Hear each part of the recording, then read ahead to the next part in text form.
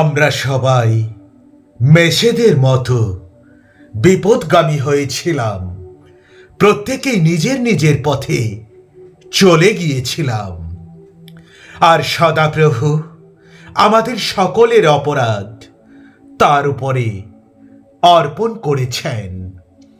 সব মানুষের হৃদয় থেকে নির্গত হয় কুচিন্তা, বিবাহ বহির্ভূত যৌনাচার, চুরি, নরহত্যা, ব্যভিচার, লোভ, লালসা, অপরের অনিষ্ট কামনা, প্রতারণা, অশ্লীলতা, ঈর্ষা, কুৎসা, রটনা, ঔদ্ধত্য ও জ্ঞানহীনতা। নিশ্চয়ই অপরাধে আমার জন্ম হয়েছি, পাপে আমার মা আমাকে গর্ভে ধারণ করেছিলেন। তাদের বলো, সার্বভৌম সদাপ্রভু এই কথাই বলেন।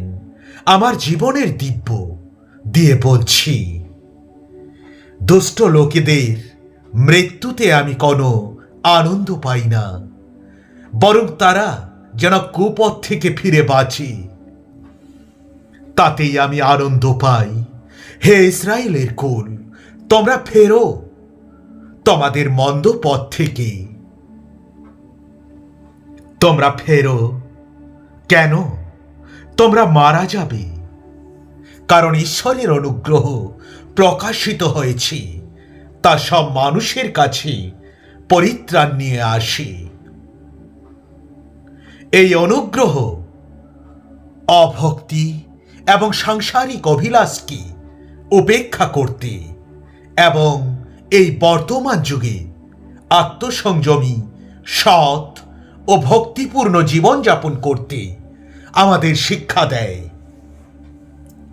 যখন আমরা সেই পরম ধন্য আশা নিয়ে আমাদের মহান ঈশ্বর ও পরিত্রাতা যীশু খ্রিস্টের মহিমাময় প্রকাশ প্রাপ্তির প্রতীক্ষায় আছি, এইটি উত্তম এবং আমাদের পরিত্রাতা ঈশ্বরের সন্তোষজনক। তিনি চান সব মানুষ যেন পরিত্রাণ পায় এবং সত্য সম্পর্কে জ্ঞানে উপনীত হতে পারে। প্রভু তার প্রতিশ্রুতি পালনে দেরি করেন না, যেমন কেউ কেউ তা মনে করে, কিন্তু তোমাদের প্রতি দীর্ঘ সহিষ্ণু। তিনি চান না কেউ যেন বিনষ্ট হয়, কিন্তু চান প্রত্যেকেই যেন মন পরিবর্তন করে। ওহে, তোমরা যারা পরিশ্রান্ত ও ভারাক্রান্ত, আমার কাছে এসো, আমি তোমাদের বিশ্রাম দেব। কারণ ঈশ্বর জগৎকে এমন প্রেম করলেন যে তিনি তার একজাত পুত্রকে দান করলেন, যেন যে কেউ তাকে বিশ্বাস করে সে বিনষ্ট না হয়, কিন্তু অনন্ত জীবন পায়। কারণ যে কেউ প্রভুর নামে ডাকে সে পরিত্রাণ পাবে। তারা যখন পথে যাচ্ছিলেন, তারা এক জলাশয়ের কাছে এসে পৌঁছালেন। নপুংসক বললেন, দেখুন, এখানে জল আছে, আমার ব্যাপ্তিস্ম গ্রহণে বাধা কোথায়? ফিলিপ বললেন, আপনি যদি সম্পূর্ণ মনে প্রাণে বিশ্বাস করেন তাহলে নিতে পারেন। প্রত্যুত্তরে নপুংসক বললেন, আমি বিশ্বাস করি যে যীশু খ্রিস্টই ঈশ্বরের পুত্র। তিনি তখন রথ থামানোর আদেশ দিলেন। পরে ফিলিপ ও নপুংসক উভয়ই জলের মধ্যে নেমে গেলেন এবং ফিলিপ তাকে বাপ্তিস্ম দিলেন। তাই তার মাধ্যমে যারা ঈশ্বরের কাছে আসে তাদের তিনি সম্পূর্ণভাবে পরিত্রাণ করতে সমর্থ, কারণ তাদের পক্ষে মিনতি করার জন্য তিনি সব সময়ই জীবিত আছেন। অতএব কেউ যদি খ্রিস্টে থাকে সে এক নতুন সৃষ্টি হল, পুরাতন বিষয় সব অতীত হয়েছে, দেখো সব নতুন হয়ে উঠেছে। তোমরা আনন্দের সঙ্গে বাইরে যাবে এবং শান্তির সঙ্গে তোমাদের নিয়ে যাওয়া হবে। পাহাড় ও পর্বতেরা তোমাদের সামনে আনন্দ ও সঙ্গীতে ফেটে পড়বে, আর মাঠের সমস্ত গাছপালা তাদের করতালি দেবে। কাটা গাছের বদলে দেবদারু এবং শিয়াল কাটার বদলে গোলমেদি উৎপন্ন হবে। এ হবে সদাপ্রভুর সুনামের জন্য, তা হবে এক চিরস্থায়ী নিদর্শন স্বরূপ, যা কখনো ধ্বংস হবে না।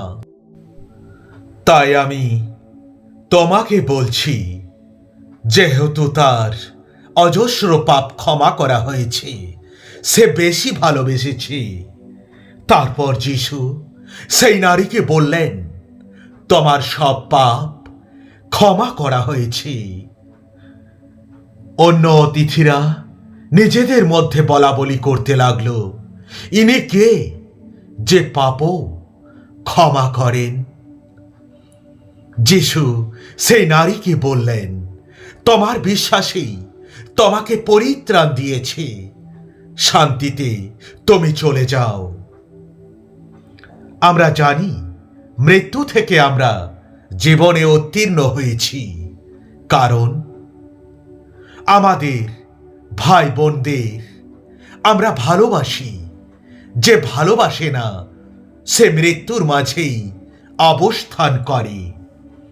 তারপর তিনি তাদের বাইরে এনে জিজ্ঞাসা করলেন, মহাশয়েরা, পরিত্রাণ পাওয়ার জন্য আমাকে কি করতে হবে?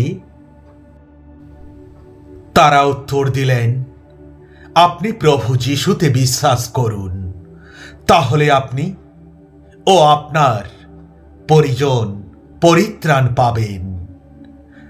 তারপর তারা তার কাছে ও তার গৃহের অন্য সকলের কাছে প্রভুর বাক্য প্রচার করলেন।